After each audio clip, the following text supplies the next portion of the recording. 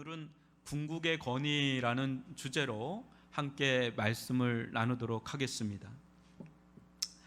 천지개벽과 같은 시대의 변화는 역사 속에 늘 있어 왔습니다. 시대 대전환 속에는 오래된 간습을 유지하려고 하는 그룹과 또 새로운 개혁을 지향하는 이 양대 그룹이 늘 충돌을 이루지요. 대다수의 사람들은 편하든 불편하든 지금까지의 삶을 유지하고픈 그런 마음이 강합니다. 그러나 이 소수의 사람들은 이와 같은 삶에 강한 그런 저항 의식과 어떤 변화 또 꿈을 갖고 무엇인가 새로운 것을 추구해서 이제 시대가 바뀌는 것을 보죠. 오늘날 이 같은 사람 중 우리도 쉽게 알 수 있는 사람 중에 하나가 지금은 작고한 스티브 잡스가 아닐까 싶습니다. 세상은 아이폰이 나오기 전후가 다를 정도로 일상의 삶이 완전히 뒤바뀌었죠. 만약에 이 아이폰, 이 스마트폰이 없다면 이런 비대면 예배라든지 또 배달 서비스라든지 이거 굉장히 어려웠을 겁니다. 지금은 이제 사람이 아닌 이 코로나19가 강력하게 변화의 드라이브를 걸고 있는 것 같습니다. 이때 우리의 마음속에는 이전의 삶으로 돌아가고자 하는 그런 마음과 또 변화하지 않으면 안 된다는 어떤 불안감, 이 두 가지가 공존합니다. 돌아가고 싶다. 아니다. 이거 지금 뭔가 변화하지 않으면 큰일 나겠다라는 이 마음이 막 공존하죠. 지난주에 살펴보았던 이 성전 또한 어떻습니까? 그 시대 어느 누구도 이 성전의 시대가 종말을 고할 것이라고 상상이나 했겠습니까? 어느 누가 성전의 시대가 가고 비성전의 시대가 올 거라 생각이나 했겠느냐 말이죠. 이스라엘 사람들의 개념에는 성전은 곧 종교의 메카고 또 성지 그 자체입니다. 이 성전이 사라진다면 그것은 곧 자신들의 종교 또한 사라지는 엄청난 충격을 받는 거예요. 여러분, 우리가 지금 그런 충격 속에 노출되어 있지 않습니까? 여러분, 이 일제 강점기 때나 6.25 때도 교회가 문을 닫는 적이 없어요. 예배는 늘 교회 예배당에 와서 드리는 게 예배라고 아주 골수에 사무치도록 우리는 그렇게 내려왔단 말이에요. 그런데 지금은 식민지 시대도 아니잖아요. 전쟁의 난리통이 아니에요. 그런데도 예배당에 자유롭게 오지 못해서 전화하고 문자 오고 집사님 권사님 오고 싶은데 제재를 해야 되는 이게 지금 이 초유의 사태가 지금 벌어진 게 이게 어떻게 이게 여러분 상상이나 한 일입니까? 생각이나 한 일이겠습니까? 불과 얼마 안 됐어요. 처음에는 이를 두고 얼마나 갑론을박이 벌어졌는지 모릅니다. 예배는 교회 예배당에 가서 드려야 예배다. 이게 우리가 정통적으로 배워온 거예요. 이거 예배를 생명보다 더 귀하게 여긴 사람들이 얼마나 많습니까? 이런 시국에 무슨 예배당이냐? 그러다 코로나19에 걸려 죽거나 다른 사람에게 피해라도 주기나 하면 그게 하나님께 영광이 되겠느냐? 가정에서 집에서 드리는 예배는 예배도 아니냐? 그러면서 우리 내부에서도 갑론을박이 일어나고 내부와 외부에서도 갑론을박이 일어나고 좀 전에도 또 공무원이 와가지고 쪽지 하나 들어가서 예배는 이렇게 하라 이렇게 하라 이렇게 하라 이렇게 하는데 말도 안 되는 얘기에 우리 예배 지침으로 보면 말도 안 되는 건데 그거를 지켜달라고 하는 그런 공문이 또 오는 거예요. 비상시기의 교회는 방역당국의 지침을 따르긴 하나 여전히 첨예한 이 갑론을박이 이루어지고 있는 실정입니다. 며칠 전 문재인 대통령과 기독교 지도자와의 대화는 이를 아주 잘 보여주는 예라 할 수 있습니다. 8월 27일자 한겨레 신문 관련 기사입니다. 교회와 사찰, 성당 같은 종교 단체를 영업장이나 사업장 취급을 하지 않았으면 좋겠습니다는 라는 이 김태영 한국교회 총연합 공동대표회장의 말에 문재인 대통령은 국가가 신앙을 표현하고 예배하는 행위는 최대한 보호해야 하지만 불가피한 경우에는 규제할 수 있도록 감염병 예방법상 제도가 돼 있습니다. 객관적인 상황만큼은 교회 지도자들도 인정하셔야 합니다. 방역은 신앙의 영역이 아니고 과학과 의학의 영역입니다 라며 물러서지 않았다. 이런 대목의 기사가 있습니다. 방역은 신앙의 영역이 아니고 과학과 의학의 영역입니다. 여러분 어떻게 생각하십니까? 이 사고는 세상에 보편화된 이분법적 사고의 정형을 보여줍니다. 왜냐하면 우리는 과학과 의학의 영역 모두 하나님의 절대 주권이 미치는 영역이라 보기 때문입니다. 우리는 신앙의 관점에서 과학과 의학의 영역을 바라보는 가운데 방역 지침을 준수하고 있는 것이지, 신앙 따로 과학과 의학 따로 이렇게 분리돼서 준수하는 게 아닙니다. 신앙은 진리를 다루는 것인데 진리가 세상을 통합하고 해석할 수 없다면 그것이 어찌 진리라 할 수 있겠습니까? 우리는 매우 편협적이고 개토화된 자기중심적인 진리를 가지고 신앙생활을 하는 것이겠죠. 그러나 진리는 그런 게 아니라 진리는 온 세상을 다 포괄하는 게 진리인 줄 믿습니다. 그러기에 우리는 끊임없이 진리 안에서 세상을 통합 해석하려는 균형 잡힌 기독교 세계관을 추구해야 합니다.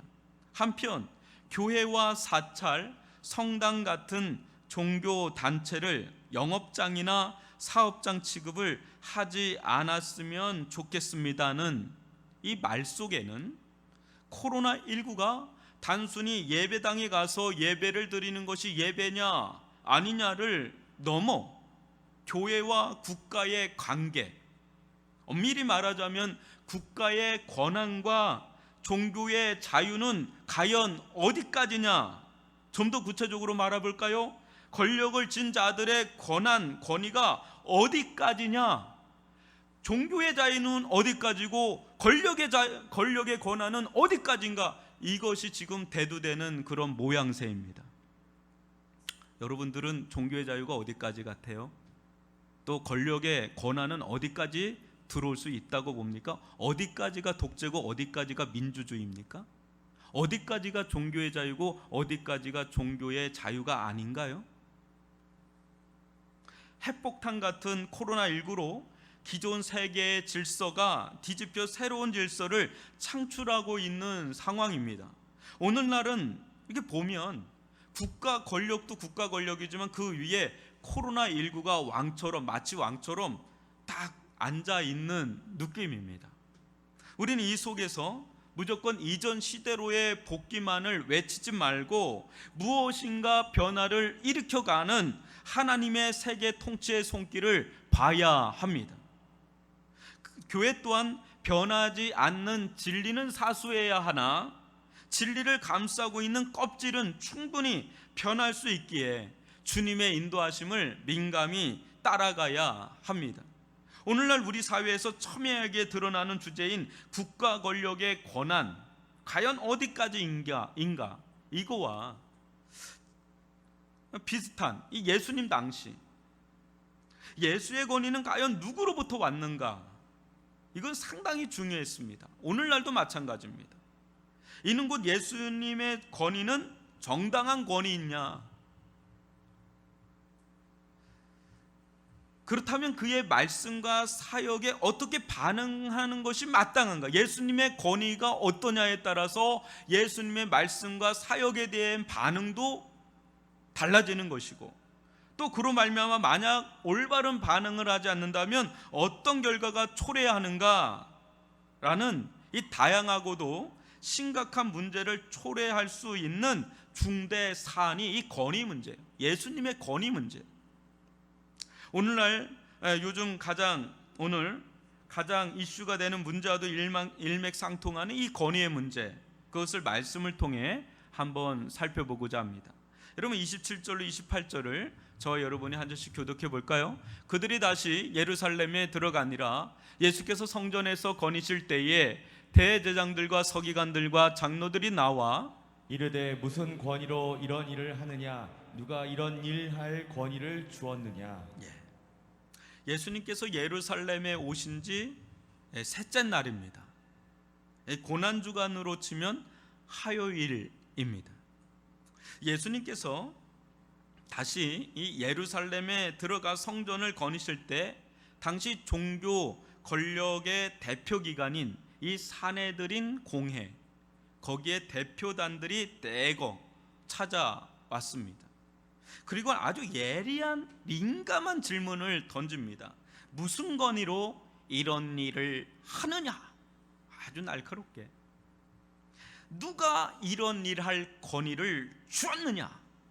한마디로 이건 점잖게 아주 나이스하게 포장한 거고요. 그 속은 네가 뭔데 성전에서 이런저런 소란을 피워서 우리에게까지 그 소리가 들리게 하느냐라는 거죠.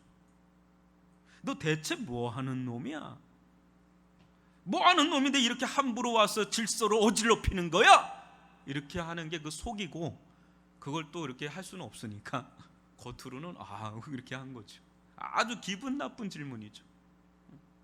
여러분, 이 질문이 합당하다고 보십니까? 맞다고 보십니까?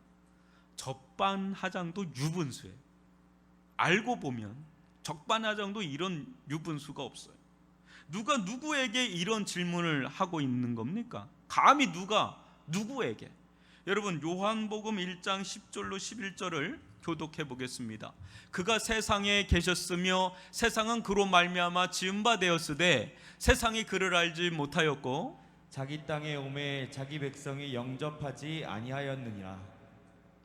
창조주가 자기가 창조한 땅에 와가지고 자기가 만든 성전, 자기를 경배하도록 만든 그 성전에 와서 이런저런 말을 하고 행했다고 하기로서니 너 누구냐, 내가 뭔데 이래라 저래라, 그런 질문을 받는다면 여러분, 누가 정상이고 누가 비정상이에요?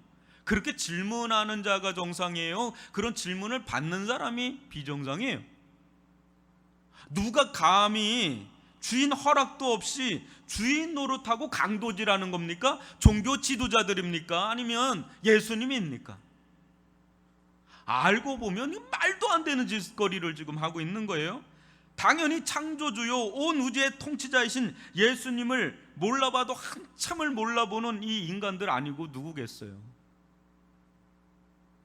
저가 예수님이었다면 상당히 기분 나빴을 것 같아요. 예수님도 기분이 상당히 상하셨을 것 같아요.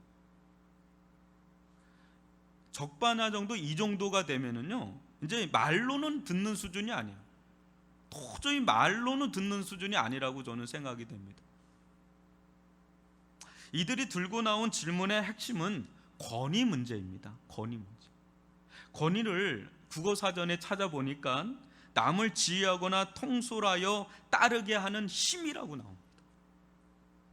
일정한 분야에서 사회적으로 인정을 받고 영향력을 끼칠 수 있는 위신.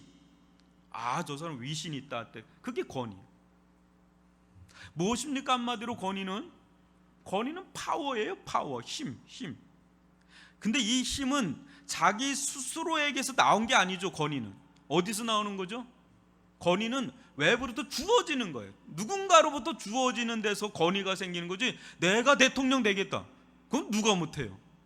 그거는 나에게서 나오는 게 아니라 누군가로부터 공식적이고 정식적인 권위는 누군가로부터 주어지는 힘이에요. 돈도 마찬가지예요. 돈도 여러분 신사임당, 그건 종이에요. 근데 거기에 권위를 실어준 거잖아요. 돈의 파워를 실어준 거잖아요. 어떤 한 사람, 푸틴이 있다, 여기 트럼프가 있다, 여기 아베가 있다, 그 사람들 시진핑이 있다, 이 사람들 스스로는 그냥 인간이에요. 그 사람 주석이 아니고 대통령이 아니면 저 시골에서 일해도 그냥 똑같은 사람일 수가 있는. 근데 어느 한날 대통령이다, 주석이다, 뭐 이런 걸 딱 건의를 실을 때 이제 완전히 이제 파워가 달라지는 거예요. 대한민국, 그리고요 또한 건의는요 주어진 영역 내에서 일종의 열쇠 역할을 합니다. 잘 들어보세요. 만약 어떤 영역 내 모든 권위를 정당하게 부여받았다면 그 사람은 그 영역의 모든 것을 다 따고 들어갈 수가 있는 키를 가지고 있는 자예요. 만약에 한정된 권한을 가지고 있다면 그 사람은 그 권한 밖에 그 이상의 것으로 따고 들어갈 수가 없어요. 따고 들어오면 큰일 나요. 너는 여기까지, 그 밑에는 되는데 그 위는 안 돼. 이렇게 권위는 곧 열쇠다. 따고 들어갈 수 있는 열쇠다. 대한민국 헌법 제1조 1항과 2항이 무엇이죠? 많이 들어봤을 거예요. 대한민국은 민주공화국이다. 대한민국의 주권은 국민에게 있고 모든 권력은 누구로부터 나온다?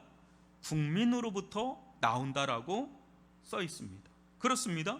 국가 수장에 해당하는 이 대통령의 모든 권력도 스스로 만들어낸 것이 아니라 국민으로부터 주어진 것이지요. 대통령의 권한은 한 나라 최고의 권한이기 때문에 가장 많은 영역의 열쇠를 쥐고 있습니다. 그 중에 이제 그 열쇠를 가지고 뭐 국토부 장관, 뭐 법무부 장관, 뭐 보건복지부 장관, 뭐 장관을 세우든 국무총리를 세우든 이렇게 그 열쇠를, 권한을 주지요. 그러면 그것을 받은 사람들은 그 영역에 가서 또 보면 열쇠를 하나 받았어요. 국토부 장관 열쇠를 하나 받고 법무부 장관 열쇠 하나 받았는데 그 영역으로 가면 그 열쇠는 또 아주 다양하게 또 부장, 차장, 또 열쇠는 또 나뉘어지고 또 나뉘어지고 또 나뉘어지고 이런 일련의 나뉘어짐이 일어나서 한 나라가 그렇게 복잡하도 어때요? 일사불란하게 질서와 체계를 가지면서 이 권한이 부여되고 나뉘어지고 나뉘어져서 아주 세밀하게까지 통치가 이루어져 가는 것을 보게 되죠. 그러니까 이 열쇠 관리, 이 권한 관리, 권위 관리가 얼마나 중요한지 몰라요.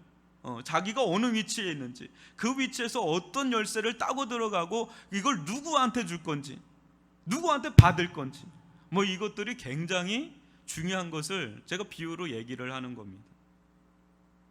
여러분들은 어떤 권위를 공식적으로 부여받았습니까? 여러분들이 따고 들어갈 수 있는 열쇠는 무엇이 있습니까? 여러분들은 가정에 있어서 부모로서, 자녀로서 권위를 부여받았을 겁니다. 그래서 저는 여러분들의 가정에 들어갈 수가 없어요. 그런 권위가 없어요. 근데 여러분들의 자녀는 그냥 막 따고 들어가요. 아빠! 엄마! 용돈! 뭐 하고 뭐 이게 자녀들은 권위가 있으니까, 권한이 있잖아요.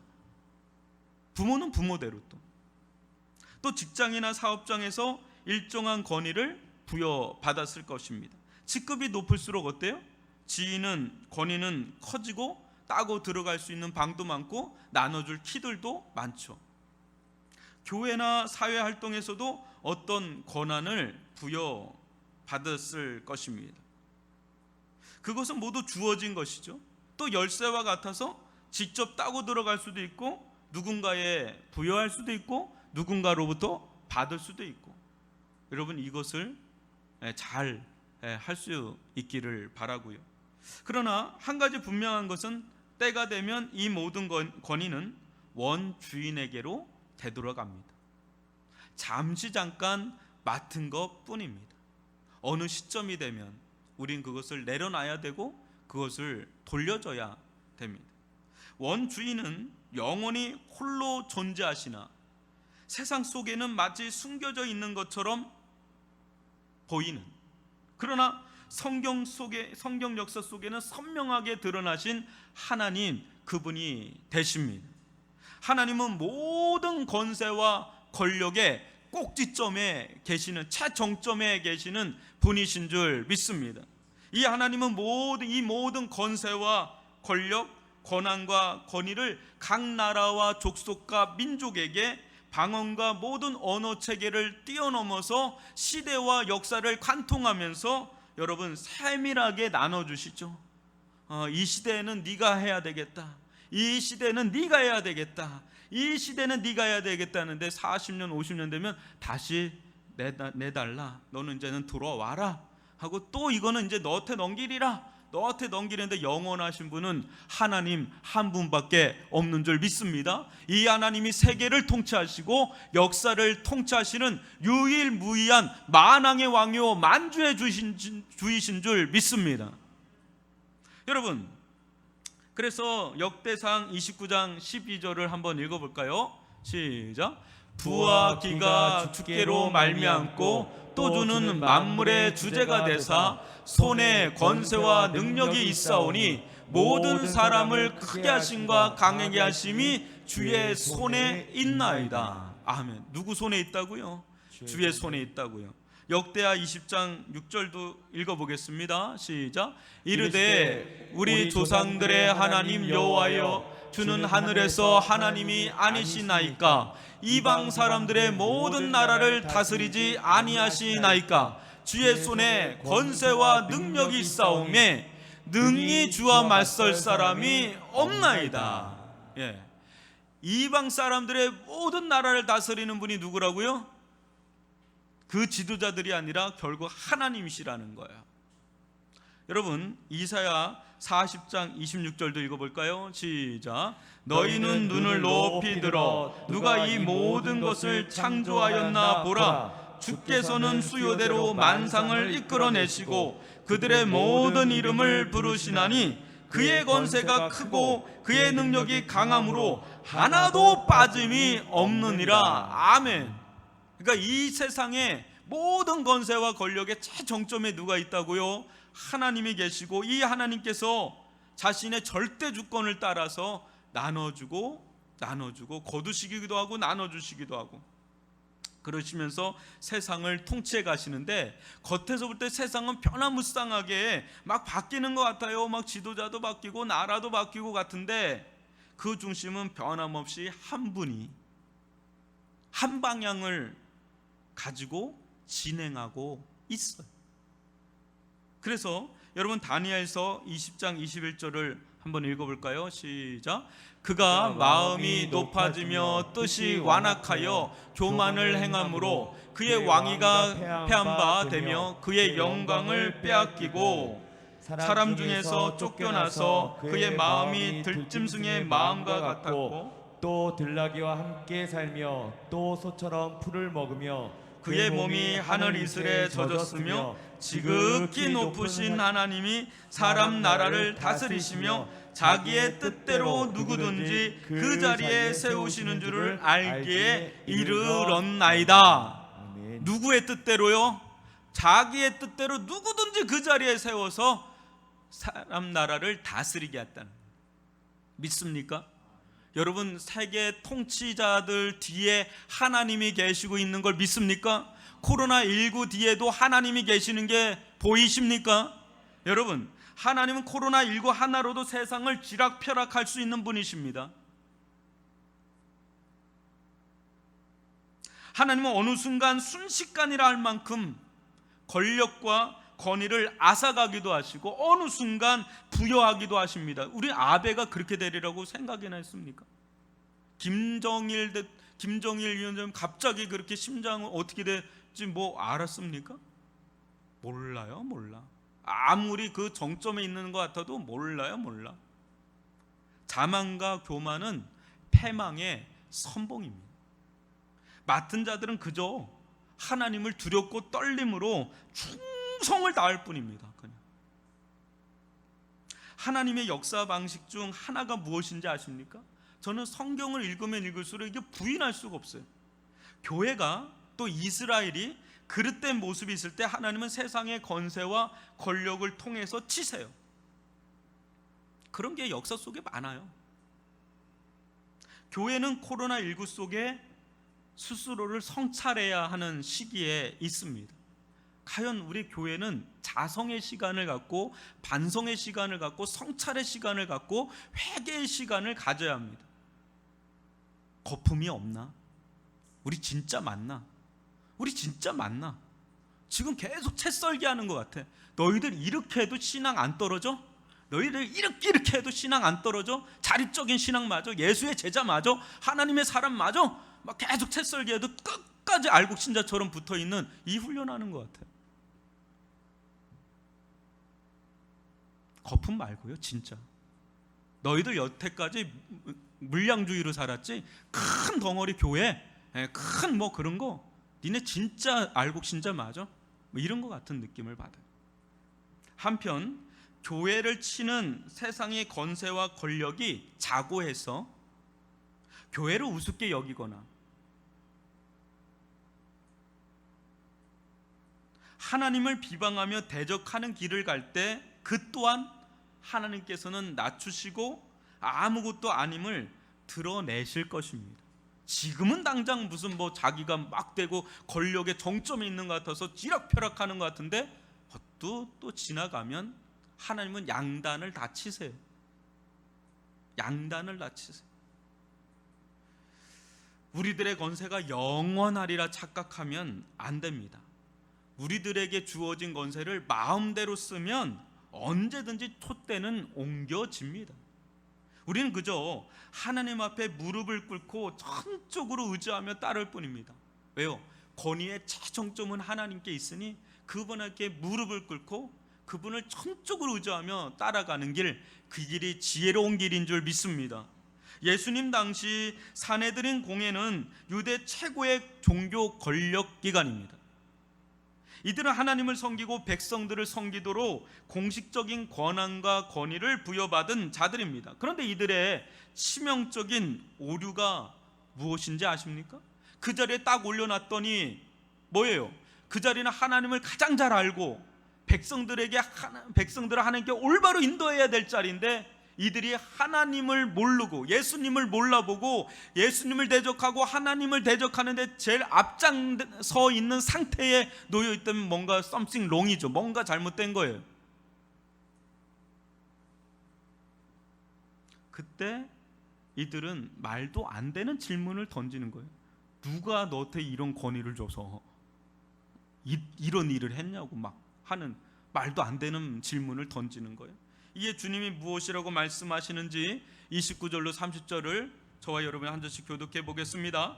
예수께서 이르시되 나도 한 말을 너희에게 물으리니 대답하라. 그러면 나도 무슨 권위로 이런 일을 하는지 이르리라.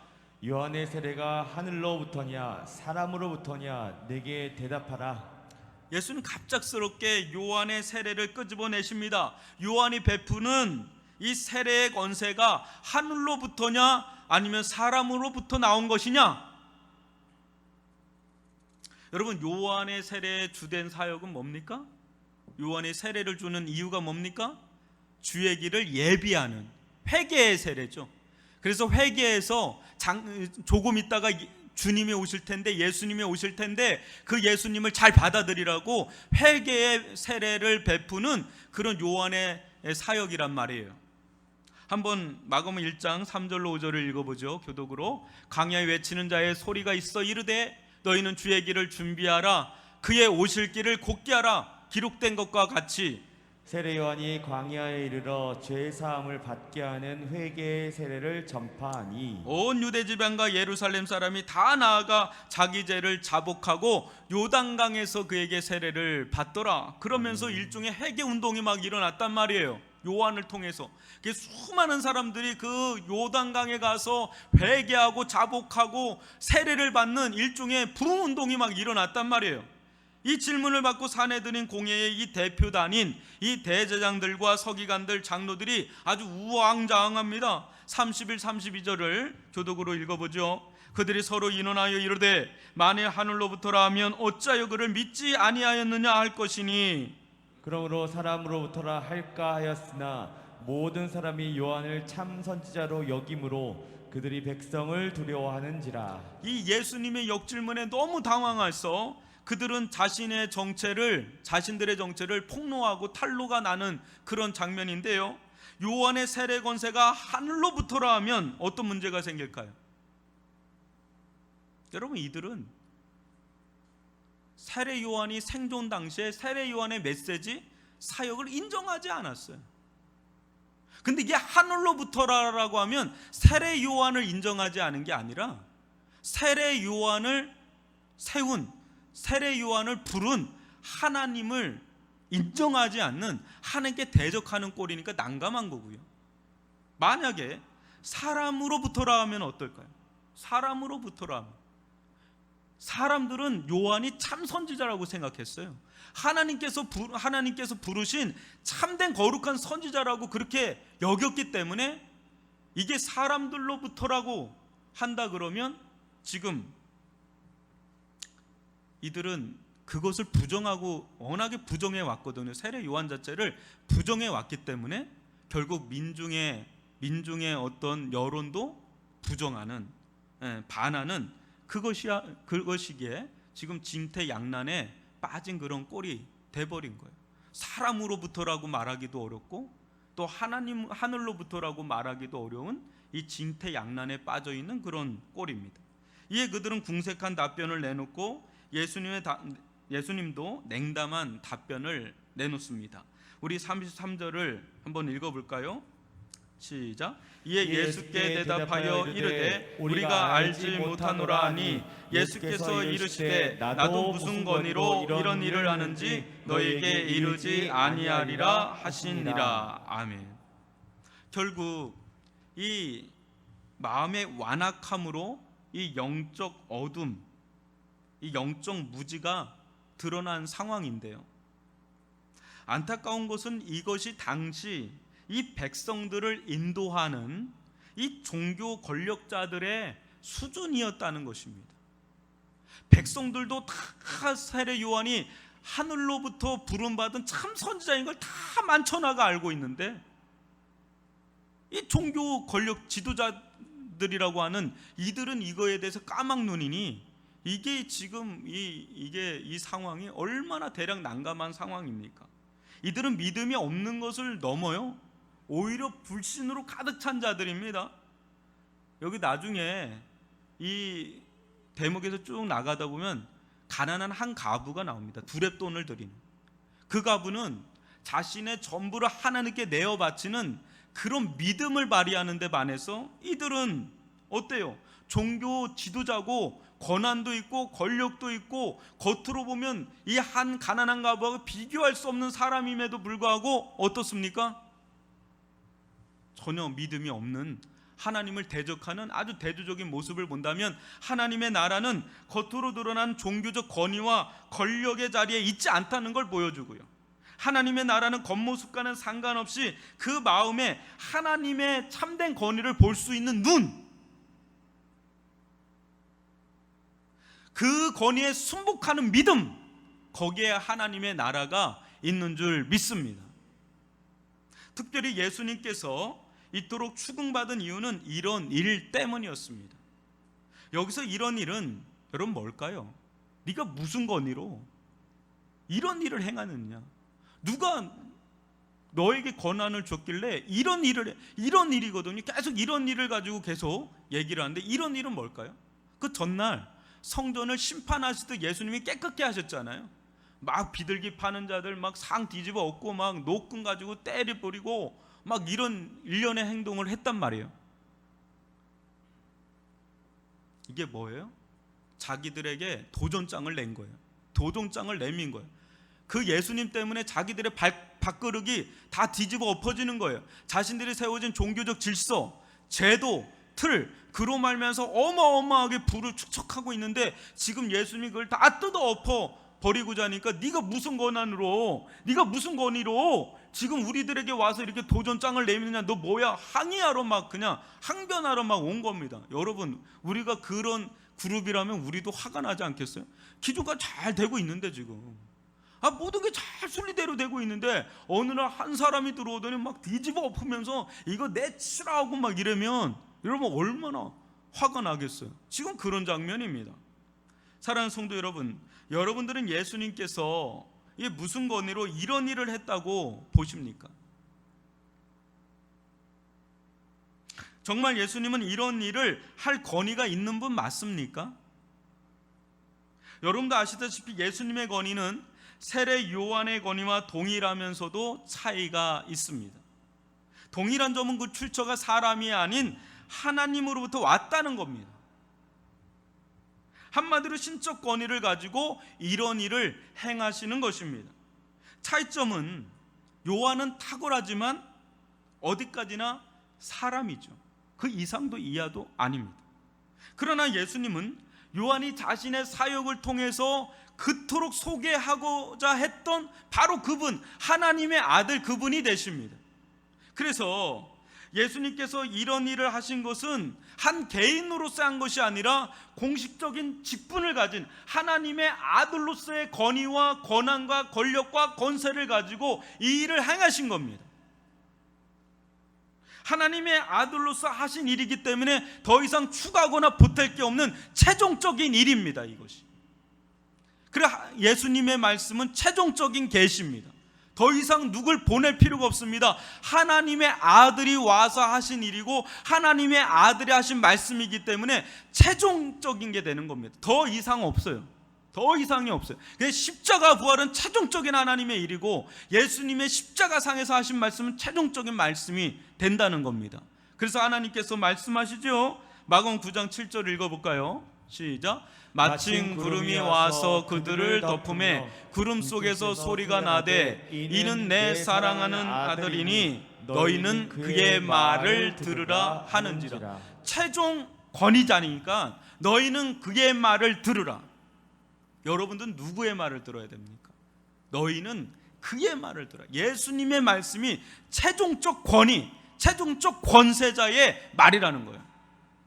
모든 거는 그분 아래에 있는 거다. 아무리 대통령이라도 뭐가 됐든 그분의 말씀 밑에 다 있는 거예요. 그 위로 올라가면 신에 도전하는 거예요. 하나님께 도전하는 거예요. 여러분 마태복음 28장 18절을 한번 읽어볼까요? 시작. 예수께서 나와 말씀하여 이르시되 하늘과 땅의 모든 권세를 내게 주셨으니. 땅의 권세만 아닙니다. 하늘의 모든 권세까지 다 그 키를, 그 열쇠를 받은 분이 누구라고요?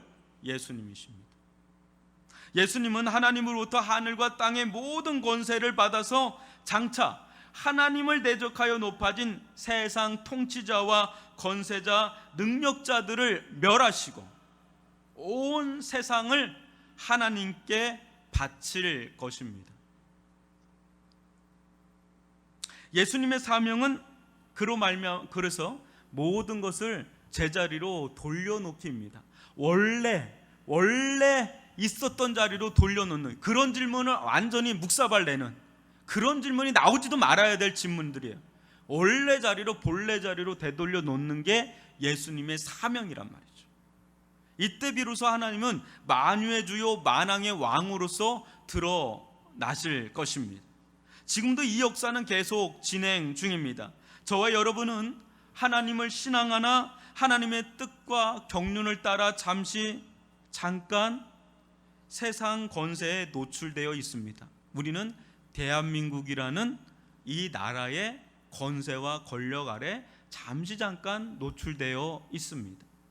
그래서 때로는 우리가 이 세상을 살면서 하나님은 아니 계신 것 같고 하나님보다 세상 권세가 더 커 보이고 더 실질적이어 보일 때가 있습니다.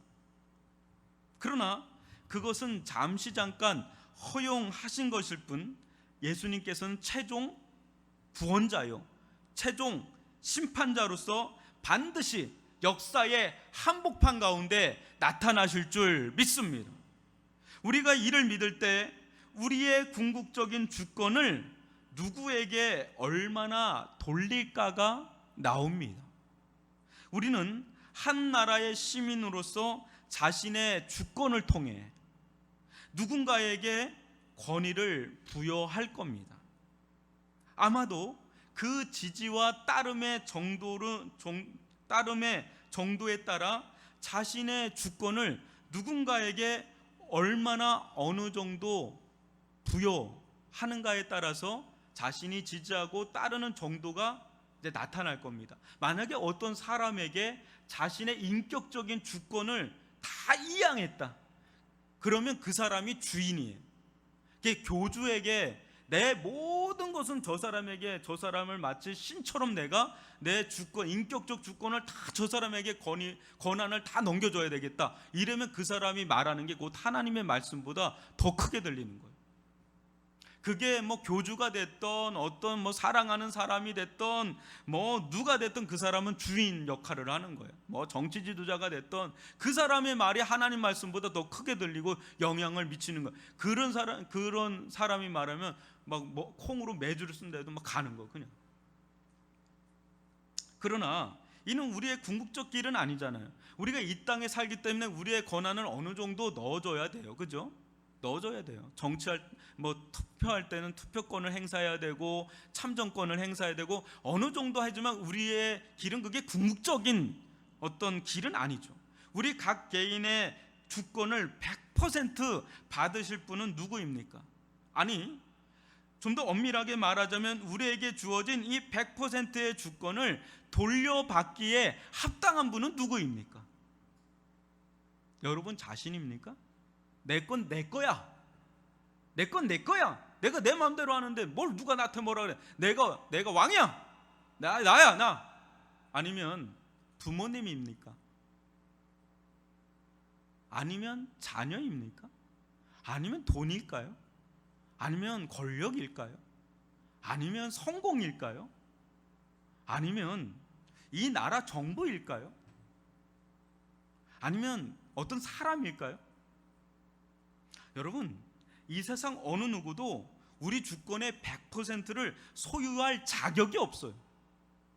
오직 소유할 자격이 있는 분은 우리를 만드신 창조의 하나님, 오직 창조주 하나님밖에 없는 줄 믿습니다. 오직 하나님만이, 오직 예수님만이 우리 주권의 100%를 소유할 자격이 있습니다. 사랑하는 성도 여러분, 여러분은 예수님의 권위를 어느 정도로 인정하십니까? 절대적입니까?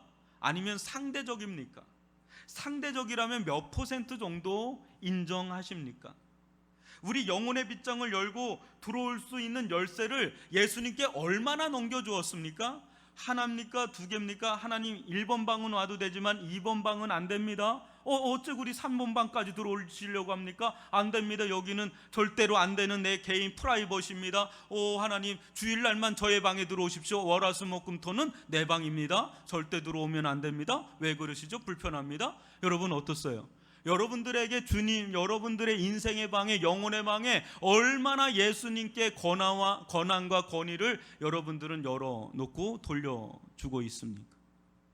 아니면 어디에 여러분들은 제일 많은 키를 내주고 있습니까? 그래서 거기에 가장 많은 통치를 받고 있고 가장 많은 지배를 받고 있습니까? 여러분 자신입니까? 아니면 직장입니까? 가정입니까? 여러분 누구입니까? 예수님이 여러분들에게 얼마나 소유분을 갖고 여러분들 속에서 행사하고 있습니까? 실질적으로 말로 하지 마세요. 삶으로 그건 다 드러나요. 말은 누구나 예수를 주라고 하죠. 근데 진짜 예수가 주 맞습니까? 여러분 100% 예수님께 자신의 주도권을 다 이양한 사람, 주권을 다 이양한 사람이 그리스도인입니다. 세상은요 100% 차단합니다. 장차 100% 차단하는 자에게 예수님도 100% 차단합니다. 그러면 여러분 60%만 열어놓으면 예수님이 60% 여러분 받아들일까요? 100%예요. 주라고 하는 고백은, 예수가 나의 주라고 하는 건 100이지 99도 아닙니다. 예수님은 우리를 죄와 사망의 권세로부터 구원하사 직접 통치하길 원하십니다. 예수는 우리 안에 성령을 부어주사 우리가 더 이상 이 죄의 권세가 아닌 성령의 은혜로 장악되길 원하십니다. 그때 우리는 하늘과 땅의 모든 권세를 지닌 이 주님의 권세가 우리 자신의 영적 권세가 돼서 하나님의 자녀된 권세를 행사하게 되는 것을 누리게 되는 겁니다. 여러분, 우리가 주님께 100% 주권을 다 주면 우리가 사라질 것 같죠? 아니요. 주님이 우리 안에 들어와서 우리를 통치하시고 우리를 다스리는데 당신의 권세를 우리에게 주십니다. 그게 믿음의 권세고, 그게 기도의 권세고, 그게 용서의 권세고, 하나님 나라의 권세고, 영적인 권세고, 하나님의 자녀된 권세를 활용할 수 있는, 행사할 수 있는 그런 권세를 주신단 말이에요. 아멘이십니까? 여러분, 잘 안 들려요. 잘 안 들립니다. 여러분, 아멘이십니까? 예, 이제 TV를 보고 영상을 보고 그렇게 하시는 줄 믿습니다. 여러분, 우리의 주권을 완전히 주님께 이양할 때 주님의 권세를 마음껏 사용할 수 있는 권한이 주어져요. 근데 하나님은 이걸 너무 주고 싶은 거야. 나를 주로 모셔라. 진짜 주로 모셔라. 너 다 나한테 주권 이양을 하라. 그럼 내 권세 너 마음껏 쓰게 할게. 기도의 권세가 얼마나 큰 권세예요. 아버지 하는데 기도의 권세, 믿음의 권세 얼마나 큰 권세입니까? 용서의 권세 얼마나 큰 권세입니까?